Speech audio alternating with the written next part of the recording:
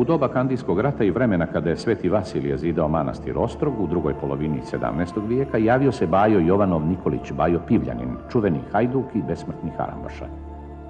Odmetnuo se Bajo zbog zuluma i počeo da sveti ralju. U dvobojima ili u borbama došao je glave mnogim okrutnicima. Hajdukujući po Drobnjaku pobratimio se sa Limom Velimirom Srdanovićem. Odmetnuo se i Limo, pa su zajedno išli u četu i trgovinu. Jedno vrijeme dobijali su platu od Mlečića za vojničke zasluge i što su im čuvali granice od Turaka. Harambaša Bajo sa svojim hajducima dopirao je svuda i svako je zlo činio Turcima, kažu dokumenti. Podigao je kulu u Draževom vrtu kod Perasta, a Limo naspram njega na drugoj obali Boklijskog zaliva. Pripovijeda se da su preko mora jedan drugom dobacivali naranđe i njima se darivali. Odatle iskraj svojih kula dizali su čete i vraćali se puni plijena i posječenih glava, aga i begova.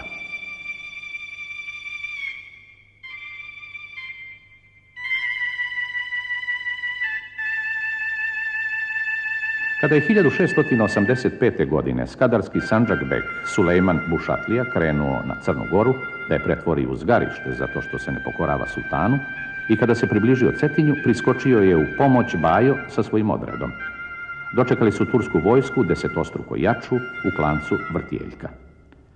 Tu su poginuli Bajo i svi njegovi hajduci. Njegova glava i njegovi hajduka krasila je sultanov Saraj u Carigradu. Za Njegoša i narod Bajo je bio ideal junaštva i vjernosti.